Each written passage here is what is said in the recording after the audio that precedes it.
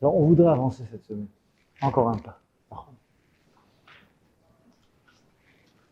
Jusque-là, nous avons vu des principes de vie que ce que le Rav nous a expliqué qui sont communs à tous les Chacham. Que ce soit Hillel ou Shammai, les principes sont toujours les mêmes. C'est-à-dire le fait que la vie, on aime la vie, et que cette vie, elle est pleine de valeurs, et que les hommes sont pleins de tov, et qu'on est sûr que ce tov-là, il ne va pas rester enfoui, il va se manifester. Et ce tov-là, il est de valeur perpétuelle, c'est-à-dire bien au-delà de la vie de la personne elle-même. Et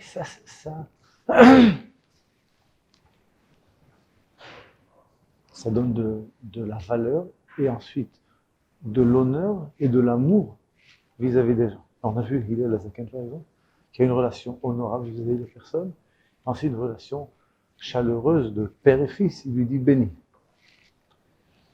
Le deuxième point qu'on a vu aussi, c'était la fois précédente, c'est comment est-ce qu'on arrive, théoriquement parlant, Todarba, Baruch ata Adonai, Eloheinu melech ha'olam, she'hakol nihya b'dvaro.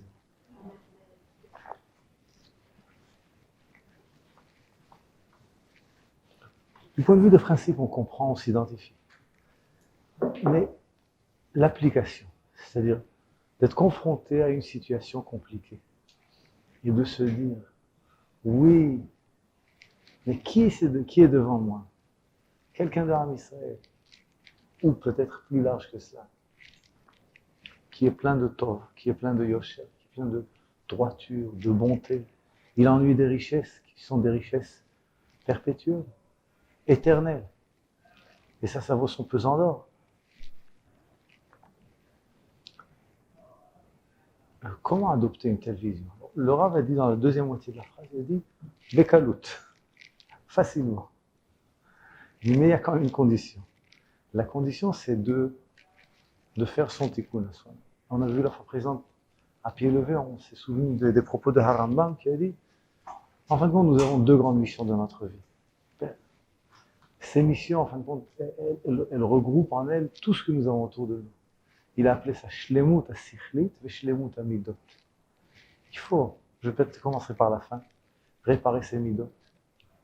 Et ça mettra en place toutes nos relations humaines et réparer ces dérotes, avoir des pensées et des concepts, des émounotes qui sont véridiques. Et on est souvent confronté à soit l'un, soit l'autre. Soit des gens qui ont des très belles idées, mais qui ont un comportement qui laisse à désirer, soit l'inverse. Des gens qui sont très gentils, mais qui ont des idées tordues, déplacées. Parce que nous avons deux gros travaux, Shlemut HaSichli et Shlemut HaMidot. Et le Rav a dit, quand la personne fait ce travail-là, en fin de compte, il résulte de cela, et ça lui devient Bekalout. Il appelait ça avoir Nefesh Adina, une âme sensible, et De'ar Echava, une pensée large.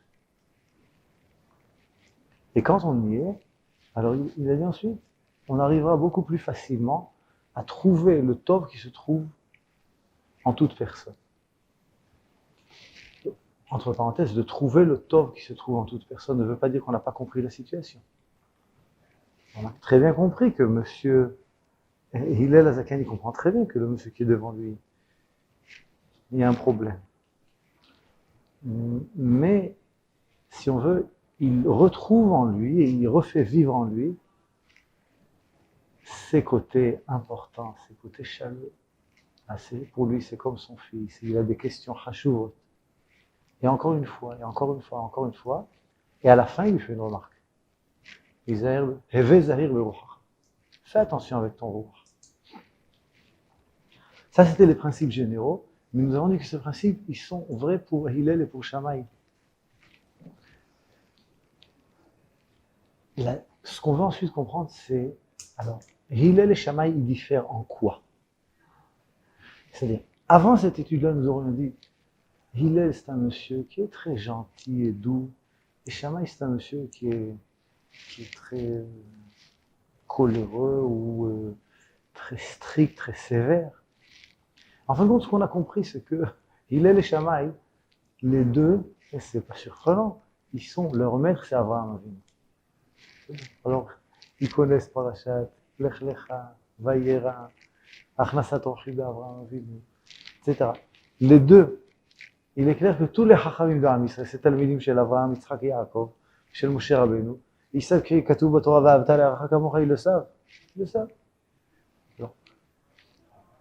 Alors, la différence entre eux se fait à quel niveau? Se fait au niveau de la technique, au niveau de la méthode. C'est-à-dire, il est tout à fait clair que nous avons une estime profonde en tous les gens. Il est tout à fait clair que nous voulons amener tout le monde à bon port. Comment est-ce qu'on y arrive? Là, dans la méthode, il y a des différences.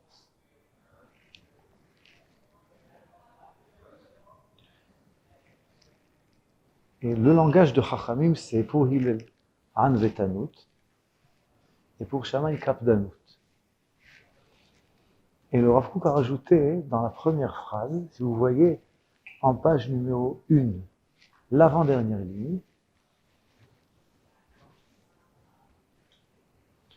Alors vous voyez, Ze haberur yushpa bishne ofanim. C'est-à-dire, cette démarche-là, elle se fait sous deux formes. Et nous avons Be'ofen ha'an vetanut. Il a rajouté encore un mot ve'asavlanut. Et le deuxième, Be'ofen ha'kapdanut, il a rajouté un mot ve'hadiouk. Alors juste voyons. L'un c'est celui qui a la han vetanut. On traduirait l'humilité. Et le Rav rajoute, et la patience. Et pour le second, il dit, c'est la rigueur.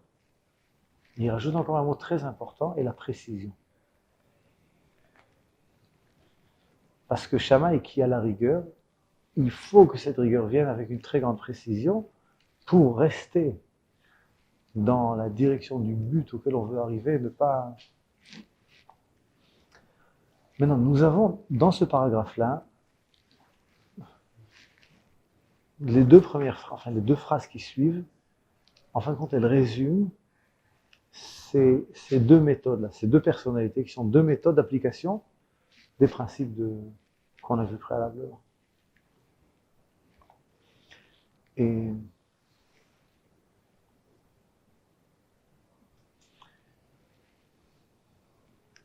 je voudrais lire, même si c'est partiel, si vous permettez, une partie de ces phrases-là, mais quand même je veux lire.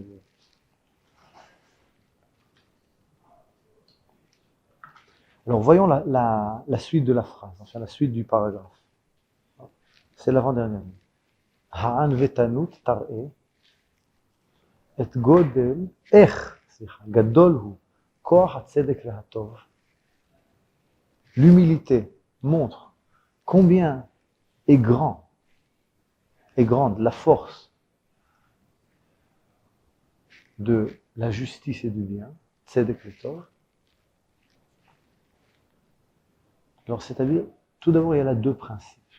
Tzedek, c'est la justice, c'est-à-dire que les choses se fassent comme il se doit. Et Tov sous-entend même l'ifnim mishur, c'est-à-dire même s'il y a à faire au-delà de l'obligatoire, mais il y a quand même un penchant au Tov. Maintenant, le Rav dit que on aurait pu dire que Tzedek et Tov, ce sont des comportements. Ce sont des comportements. Il y a des gens qui sont comme ça, il y a des gens qui sont comme ça. Le Rav parle de la force de la Tzedek Vatov, et ensuite il rajoute, il dit, ceci c'est Hachok, Hamushrash, Bachayim, Bechesed Avion. Ça c'est un principe très important. Ce qu'il nous dit car, Tzedek Vatov, c'est un chok, c'est une loi. Cette loi, elle est Mushrash, on entend le mot Shoresh, Shoresh, c'est-à-dire elle est enracinée, et faux, dans la vie. Et nous connaissons la vie, il s'avère que dans la nature de la vie, il y a une loi. Une loi qui s'appelle Tzedek Vetov.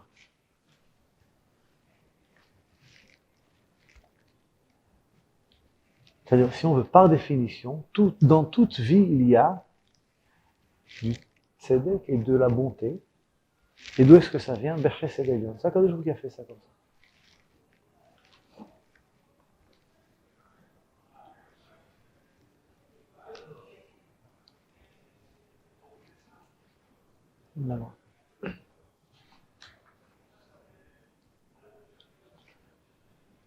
Maintenant, quelque part, ça c'est une découverte. C'est-à-dire, dans quel sens c'est une découverte?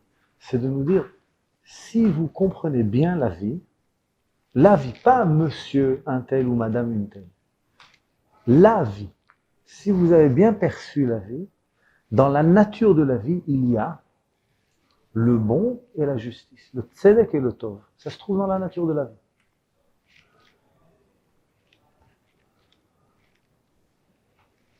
Maintenant, ça donne, si on veut, quand on a perçu cela, ça donne énormément d'optimisme, parce que ça veut dire, en fin de compte, là où il y a vie, il y a du tov. La question n'est plus est-ce qu'il y a du tov, mais comment est-ce qu'il va s'exprimer, comment est-ce qu'on va le développer.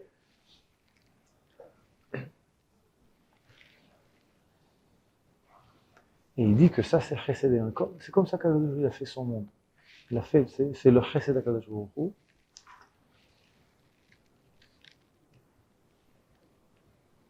Je dirais même par cœur la suite de la phrase. Si on veut ensuite, on la dira.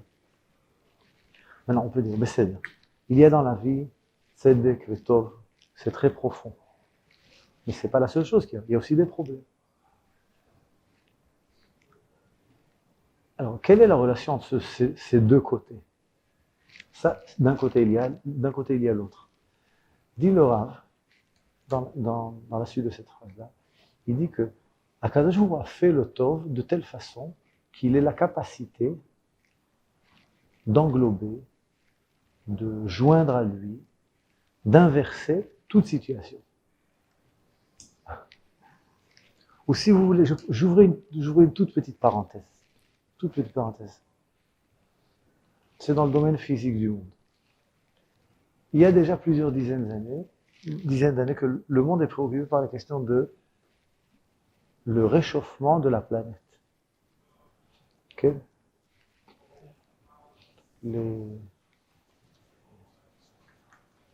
Les phénomènes de verrière où la chaleur se réverbère et la glace fondrait, les mers qui montraient, etc. Le recyclage, etc. C'est-à-dire, il y a dans l'esprit des gens un sentiment. D'abord, on comprend qu'il y a des problèmes. Il y a des problèmes. Des problèmes de comment est-ce qu'on gère les richesses naturelles. Et du moment qu'il y a une accélération de toutes les capacités technologiques et industrielles, alors il y a des phénomènes qui étaient très très lents dans le passé, qui sont devenus très rapides.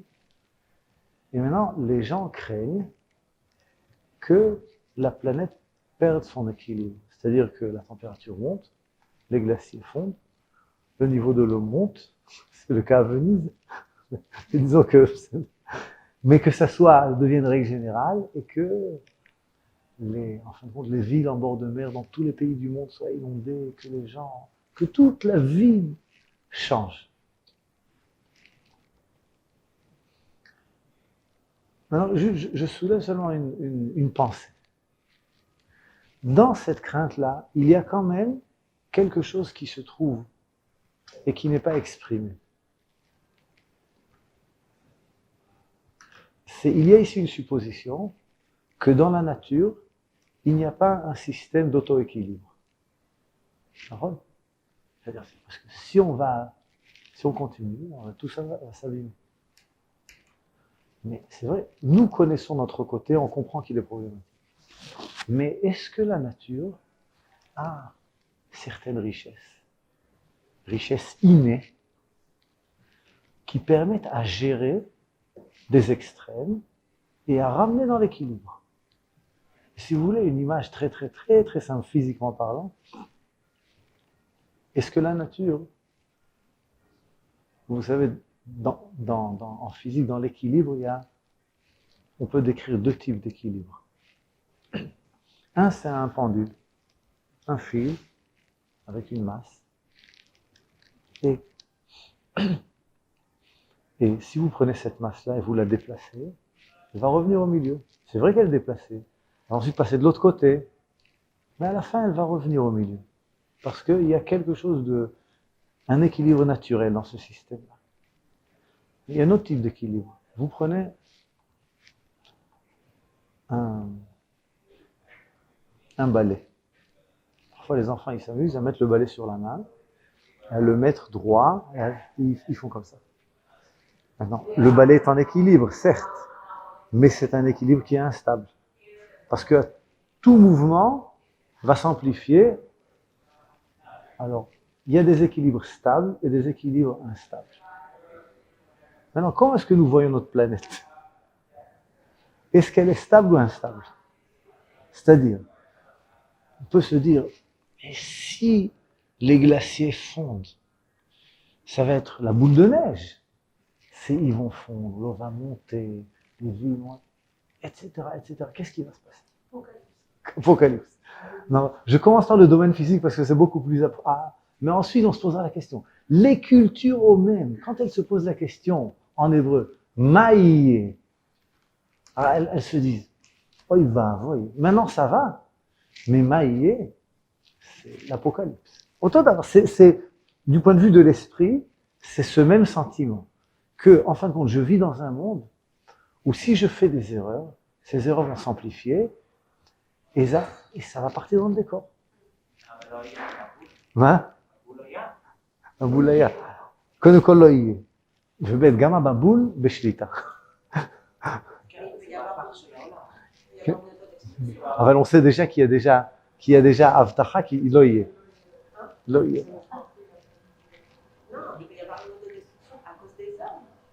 C'est la même question. C'est exactement la même question. C'est-à-dire, ce qui s'appelle... attends, comment il s'appelle ça?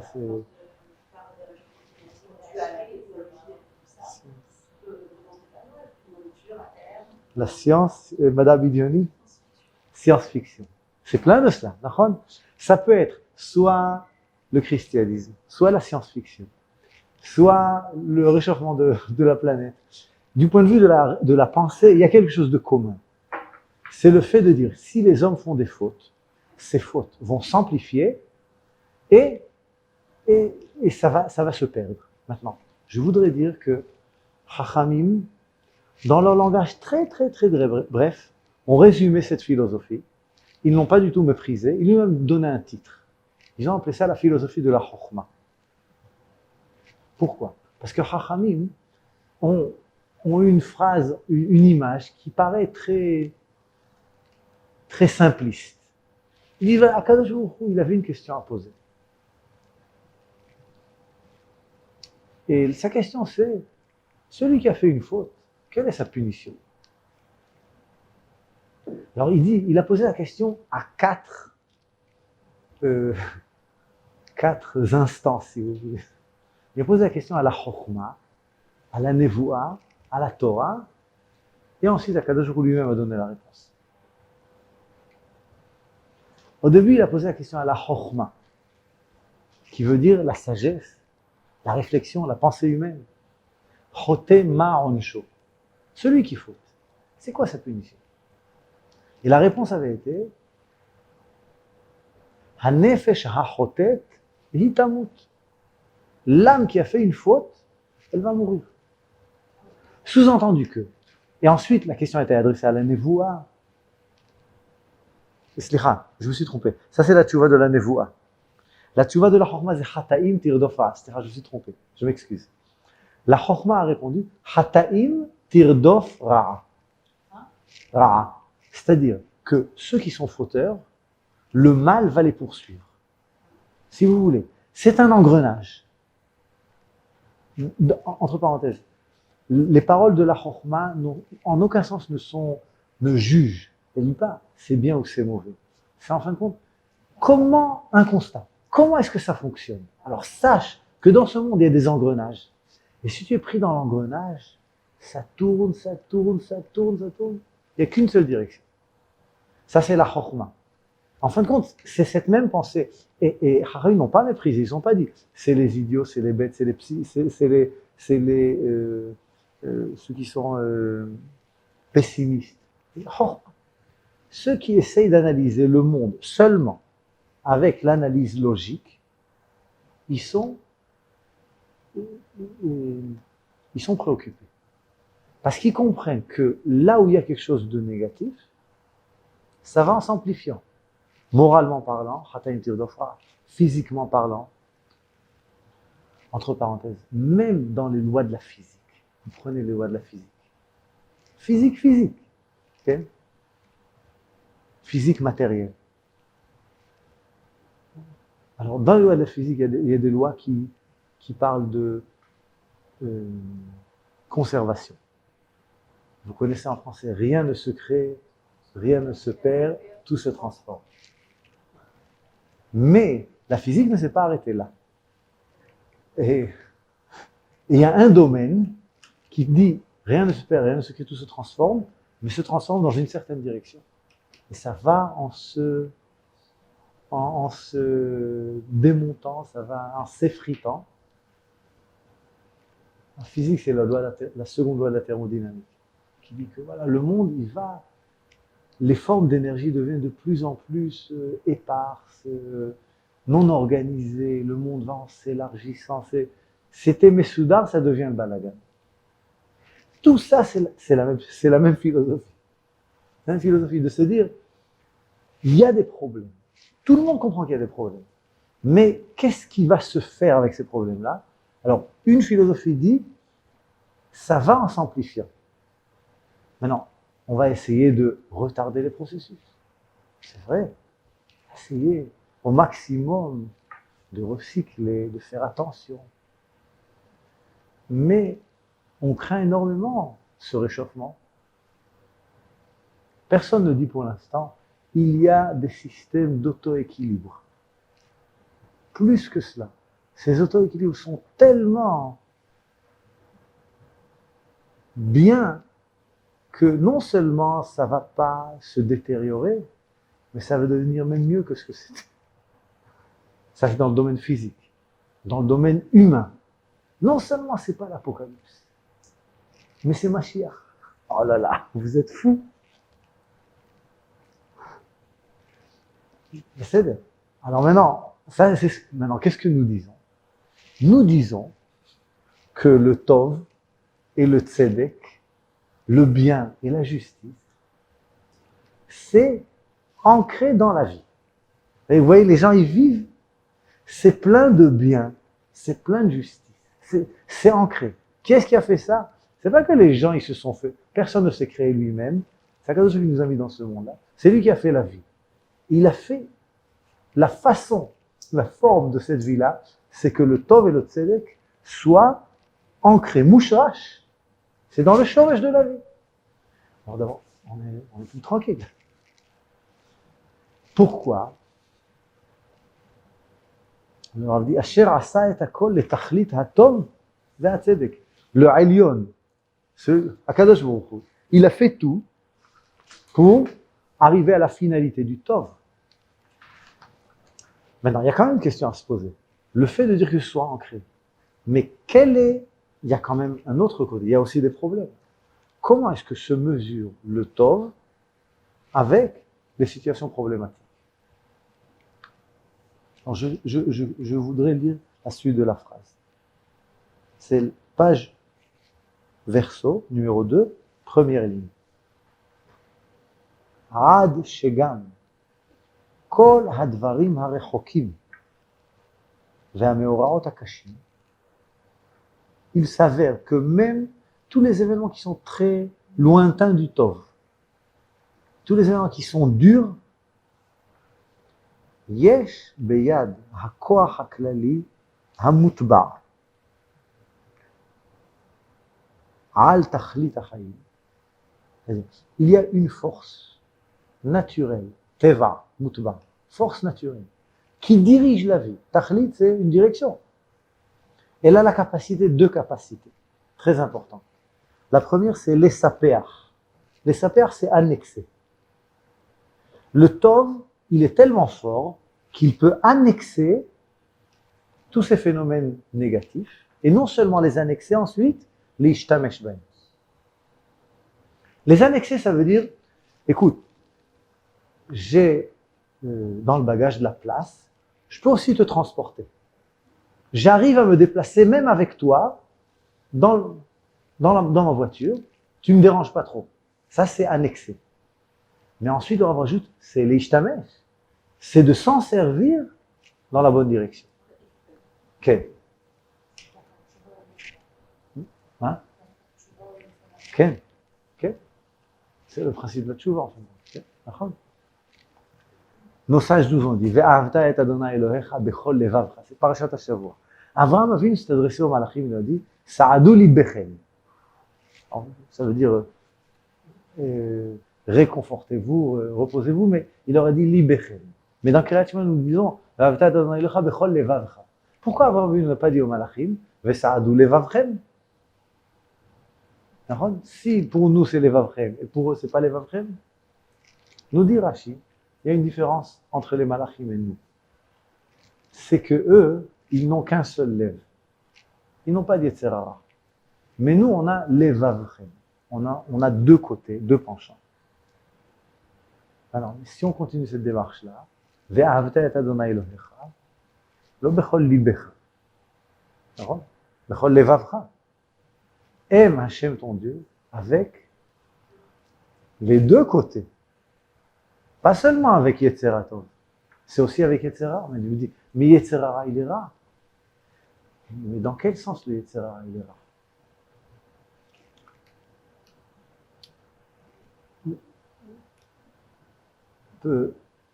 La terminologie de Admor Hazaken dans le Tanya, ça peut nous aider à mieux comprendre ça. Parce qu'il dit, il y a Nefesh Elokit et Nefesh Behemit. C'est-à-dire, nous avons Nefesh, une énergie de vie qui est pleine de volonté et de notions qui sont spirituelles, liées à Kadosh Baruch Hu. Mais nous avons aussi des forces de vie qui sont, on peut les intituler Behemit dans le sens là, elles sont communes avec les animaux. C'est-à-dire, mon chat a faim, moi aussi j'ai faim. Mon chat est fatigué, moi aussi je suis fatigué. Alors lui et moi, on a des notions communes. Nous avons des notions communes. Nefesh HaBehemit. Maintenant, est-ce que ce côté matériel que nous avons en nous, il est négatif? Enfin, c'est question, mais enfin, qui est-ce qui a fait ce côté-là en nous? Le fait que nous soyons pas des malachim, des hommes, de chair et de sang. C'est qui a fait ça? C'est pas nous, hein. Pas de jour. S'il l'a fait, ça veut dire que c'est bien. Bon, alors ce côté que nous avons en nous qui est matériel, il n'est pas en lui-même rare. Alors, où se trouve le problème? Neshama, Gouf, Mea Kadosh Baruch Hu, Kadosh Baruch Hu Tov Adonai Lakol. Alors, où se trouve? Dit le Rav Kook, dans un autre part. Il dit le problème, c'est dans la tête. C'est pas dans la structure, c'est dans la tête. Quelle est notre relation à notre côté matériel? Et il s'avère que nous avons un déséquilibre dans notre esprit, et nous croyons que ce côté matériel, il est très, très, très, très hachouv, et nous sommes prêts à faire tout pour lui.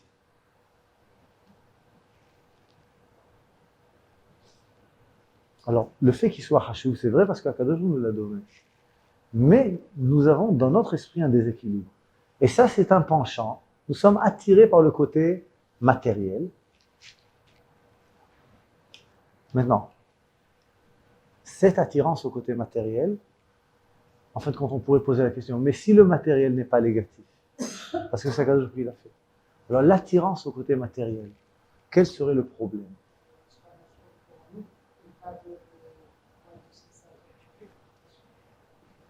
Okay. Mais pourquoi est-ce que l'attirance au matériel serait liée avec Ra?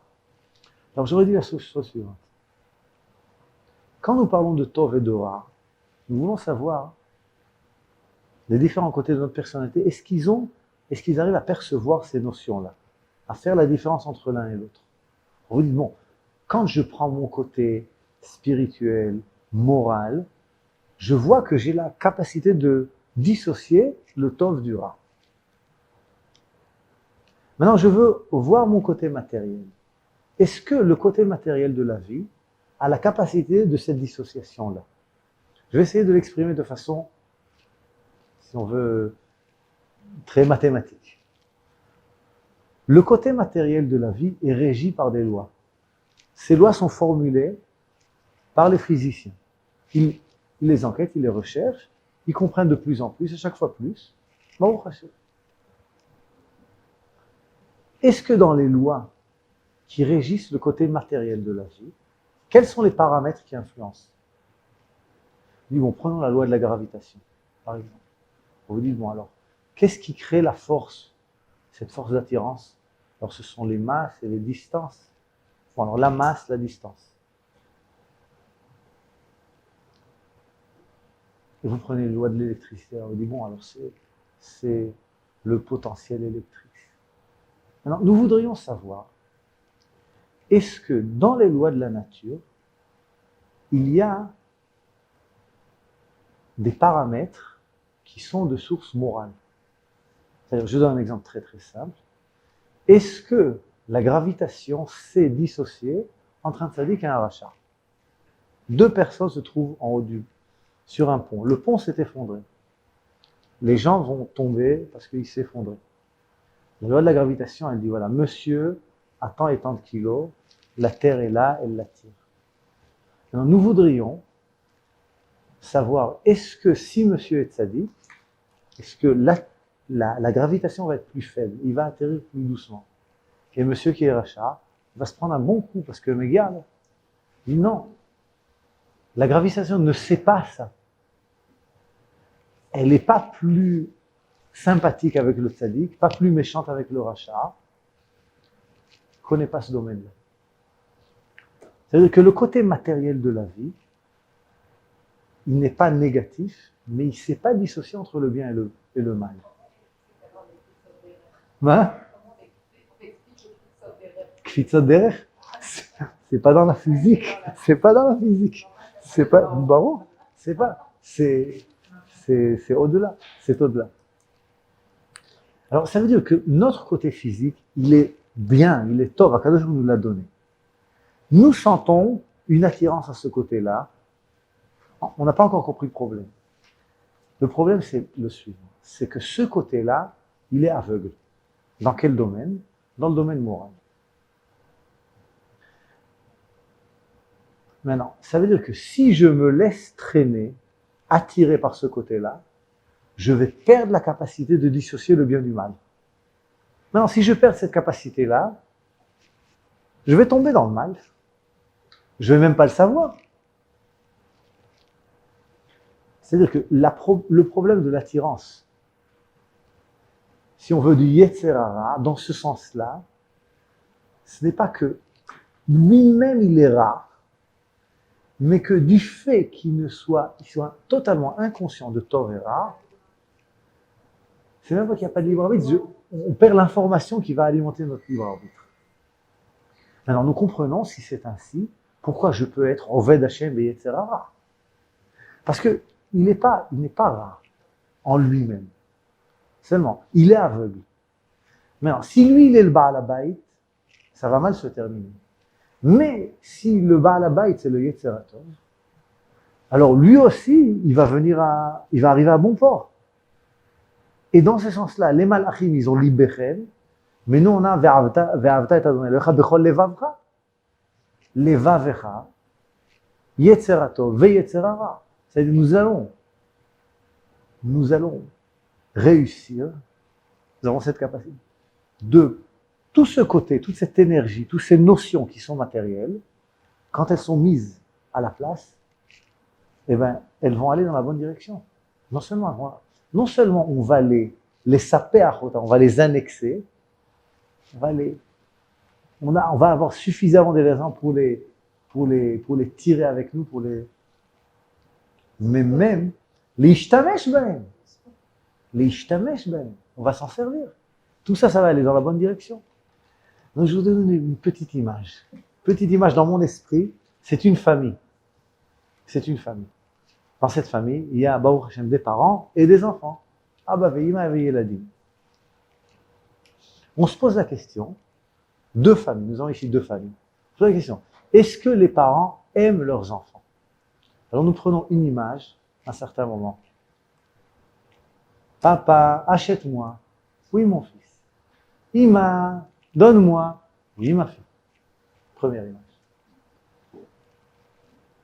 Deuxième image, c'est la deuxième famille. Papa, achète-moi. L'homme a fait marcher. Ah, ça faisait l'honneur. Maintenant, c'est pas le moment. On arrête maintenant les deux films. Alors on dit, qui, dans ces deux familles, qui sont ceux qui aiment leurs enfants et qui sont ceux qui les aiment et ne les aiment pas? On dirait les premiers. Ils les aiment. Ils demandent, ils reçoivent, ils aiment leurs enfants. Les seconds, apparemment, c'est pour les seconds, les enfants demandent, les parents ne donnent pas. Ça veut dire qu'ils n'aiment pas leurs enfants. Maintenant, ça c'est très superficiel. Sinon, quand vous posez la question, mais Béhémet, c'est car. Dans la première famille, qui dirige, c'est les enfants. Dans la seconde, qui dirige, ce sont les parents. Maintenant, quelque part, si vous prenez un homme le long de sa vie, et vous dites, vous prenez son esprit et ses côtés matériels. Quelle phase de la vie, dans quelle phase de la vie on peut dire que les côtés matériels, ceux qui sont dominants, il y a fait. Et les adultes, ce sont les côtés de la pensée, d'être posé, d'être réfléchi, c'est ceux qui dominent. Si vous prenez la première famille, vous dites en fin de compte, le côté matériel, c'est lui qui dirige la famille. Si les enfants, c'est eux qui définissent, et les parents suivent le mouvement, ça veut dire que leur côté adulte a été mis de côté.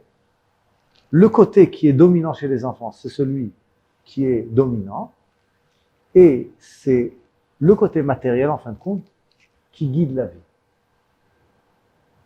Et la seconde famille, vous dites non. Et ça, c'est un désordre. Parce qu'en fin de compte, l'homme commence comme enfant, mais devient adulte, parce que l'homme, par excellence, se manifeste par sa pensée, ses midot, sa capacité de se diriger, de s'élever. La deuxième famille. Zem et Souda. Maintenant, la famille, c'est nous.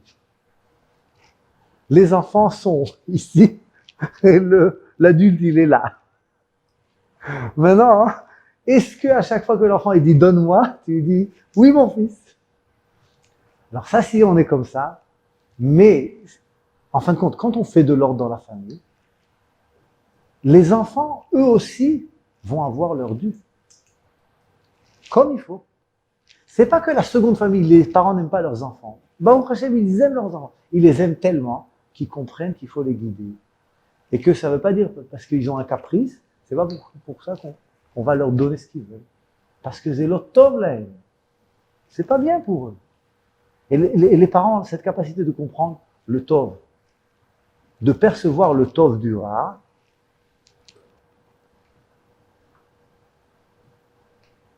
Alors, maintenant, si nous revenons à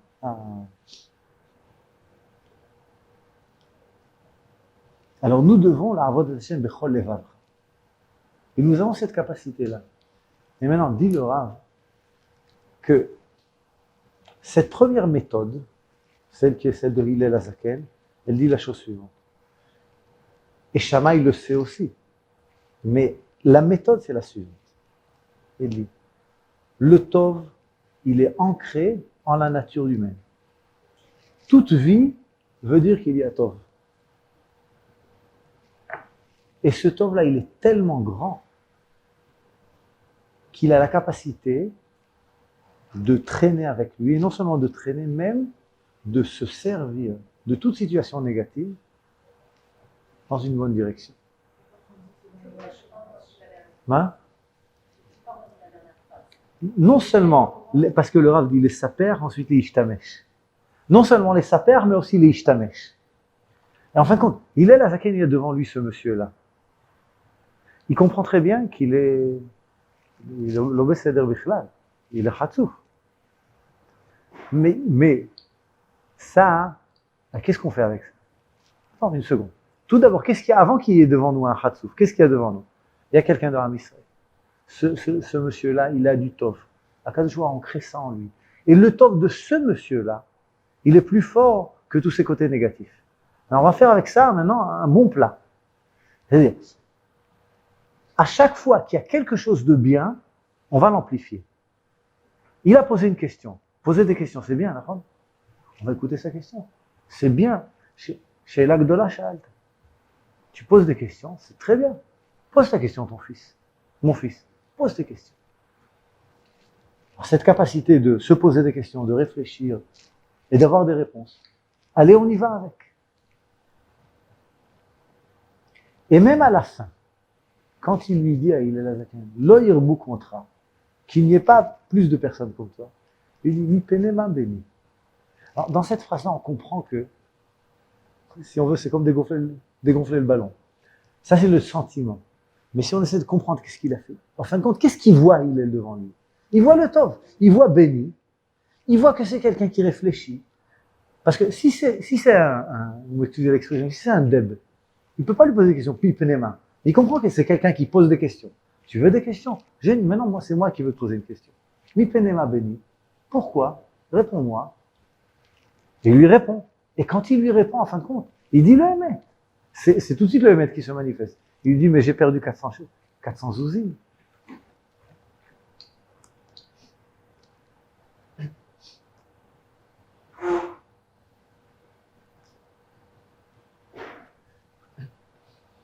Alors, la méthode de Hillel, c'est de dire que le Tov, c'est lui qui dirige le monde, c'est lui qui régit le monde, c'est lui qui se trouve à la base. Et il a la capacité d'inverser, de ramener à lui tout le côté négatif.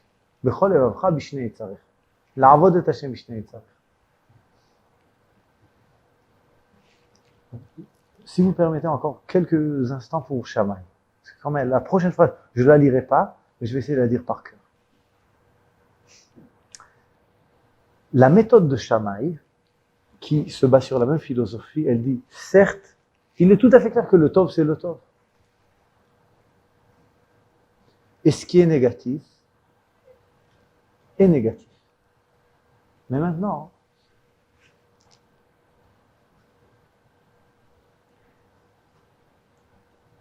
j'aurais dit que ce que Shammai, la position de Shammai, c'est un complément, disons, dans le macro de Chachmei Israël, c'est un complément indispensable. Parce que on peut, dans la première approche, on peut se leurrer. C'est-à-dire, si toute situation négative peut être tournée et revenir dans le Tov, on peut dérailler dans la direction qui dit, bon, Akol Tov. Tout le monde il est beau, tout le monde il est gentil. Et ça c'est mauvais. Parce qu'on va légitimiser la négation. C'est pas ce que Hillel fait. Mais on peut se tromper vis-à-vis de cette position-là et légitimiser la négation. Et c'est pourquoi il faudra remettre les points sur les i et dire clairement que le Ra est le Ra, et le but c'est le Tov. Maintenant, le Ra qui soit Ra ne veut pas dire qu'on ne peut pas ensuite faire tout le travail de Hillel Azaken. Mais il faut toujours ne pas perdre, ne pas se leurrer, ou ne pas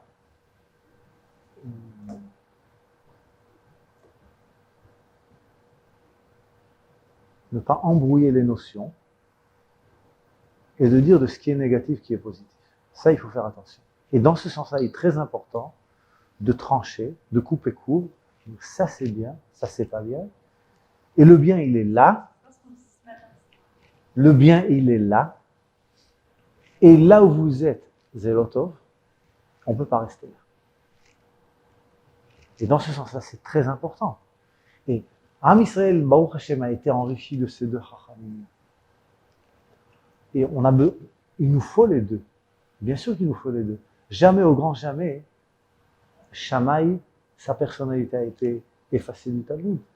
Elle est mise en valeur, elle est répertoriée. On étudie ses propos. Du point de vue de la halakha, c'est vrai que la halakha, c'est Beth Hillel.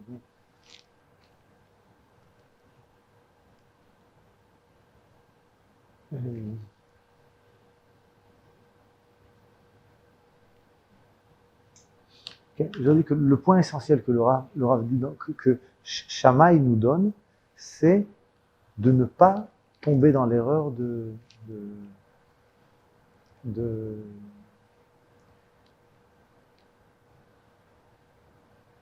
et si on veut, sa méthode pratiquement parlant, c'est, le but est toujours de ramener au Tov.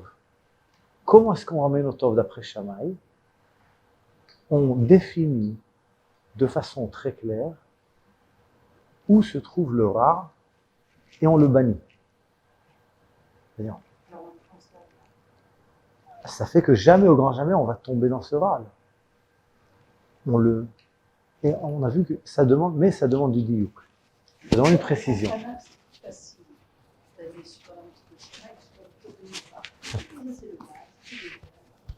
Je vais choisir, je négative le mal et je ne m'embrouille pas.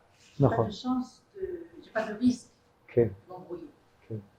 Al-Palam, c'est plus facile, on peut dire aux gens, voilà, regardez la médecine. Et là, la méthode de Hillel, elle est compliquée, c'est-à-dire que le bon est capable de récupérer et d'exploiter ce qu'il y a dans le mal.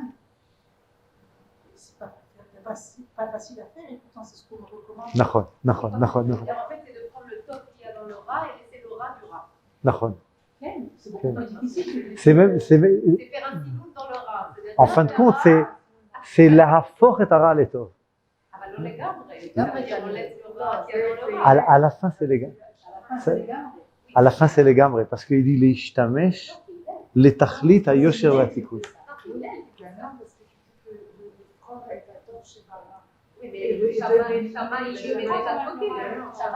Il faut juste faire attention avec la terminologie. Il y a des situations qui sont négatives.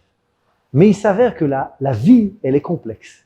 Et une situation que nous intitulons comme étant négative, il s'avère qu'elle a des composantes. Maintenant, ce qu'il dit, retrouve la composante essentielle qui est le tov, et avec ça, tu vas faire un levier et tu vas tout ramener. Tu vas tout ramener. En fin de compte, tu vas tout ramener. Et tu vas tout ramener. Et c'est ce que Chachamim nous ont dit. Tu vas en fin de compte, la avod et Hashem beyetzerara. Ils ont donné une image frappante. Ils ont dit, Barat yetzerara, Barat ilo Torah tavlin. Parce que maintenant, cette image-là, quand on la reprend, j'ai créé le yetzerara, j'ai créé la Torah. Maintenant, on dit, c'est quoi Torah? C'est pour contrer, c'est l'antidote. C'est quoi? Il y a écrit tavlin, c'est quoi? Tavlin, c'est les épices. Les épices, c'est fait pour quoi? Pour donner du goût. Alors, c'est-à-dire dans cette image-là, le yetzera, c'est un gros morceau de viande. Bon, tel quel, on ne va pas le manger. Mais si on va bien le cuire, eh ben, ça va être un délice. Eh ben, c'est ça. Maintenant, c'est la méthode pratique de Hillel HaZaken. Maintenant, c'est vrai. Maintenant, nachon. Si on n'est pas dans le divouk, si on n'a pas la capacité d'être dans le divouk de Shammai, on dirait alors, dire tous ceux qui ne font pas, c'est le rat, et on continue que... Je suis tout à fait d'accord que ces propos, vous avez raison que les propos ici de Chachamim, nous avons une règle.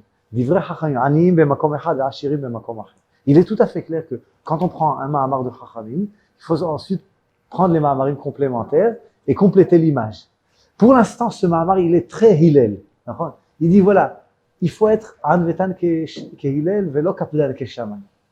Parce que, on en a parlé les fois précédentes, c'est que si on essaye d'imiter Shammai, on risque de faire des dégâts.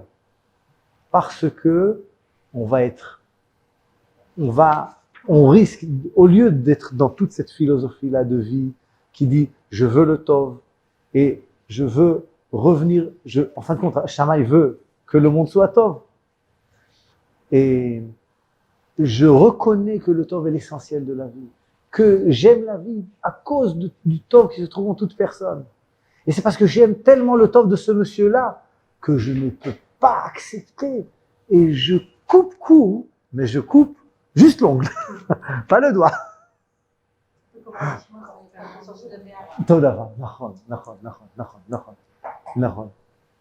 Alors, c'est vrai que je l'aime tellement, je coupe ses ongles. Mais quand on coupe rapidement l'ongle, alors Shammai savait couper juste que les ongles. Alors si on sait le faire, on est Shammai. Si on ne sait pas le faire, il faudra aller dans la direction de Hillel. Maintenant, il est tout à fait clair que on ira dans la direction de Hillel, mais il faudra ensuite le complément de sauf, on ne va pas laisser les gens partir. Qu'est-ce qu'on va faire? Et parfois aussi, il faut quoi? Alors, ce point-là, je crois qu'il faut qu'on complète. C'est-à-dire qu'il faut qu'on complète cette image-là. Et non, mais c'est on va compléter. אולי שנצליח להיות כאלה אבסולוטיים, כן? Mais non, il faut faire ce complément-là. Et je vous donne... כן.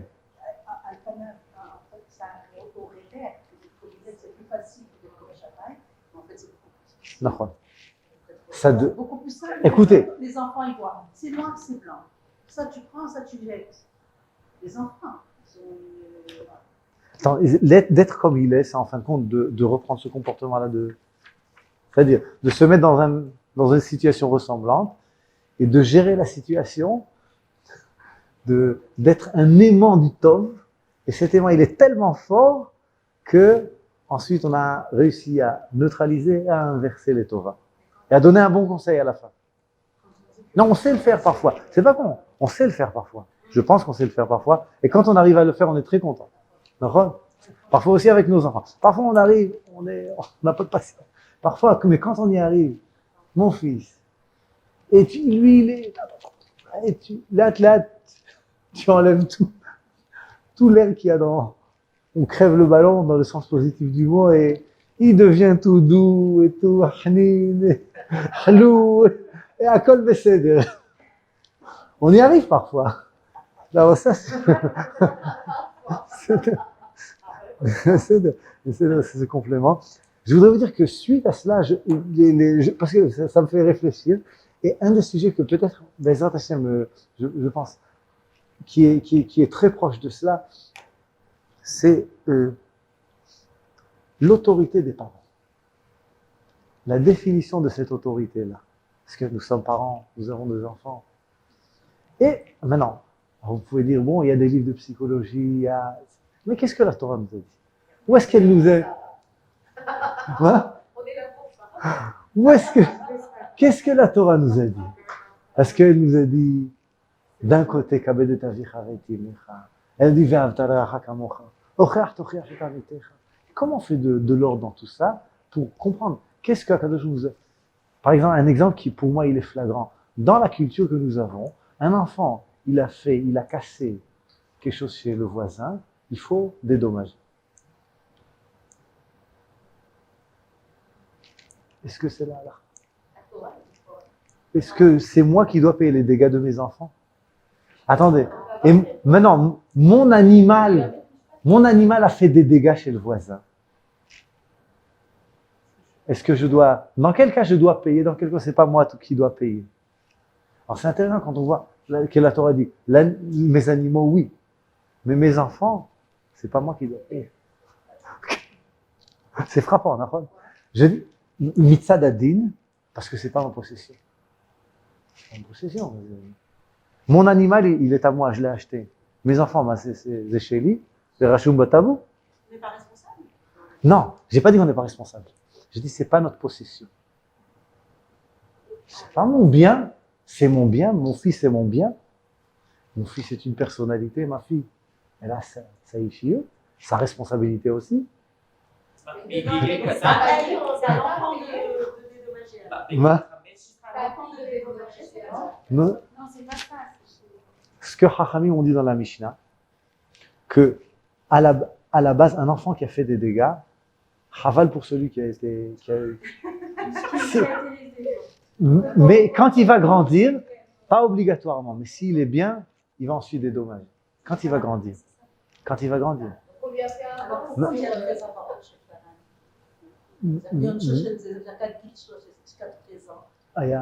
mais bien sûr que j'ai des responsabilités vis-à-vis de mes enfants. J'ai des responsabilités.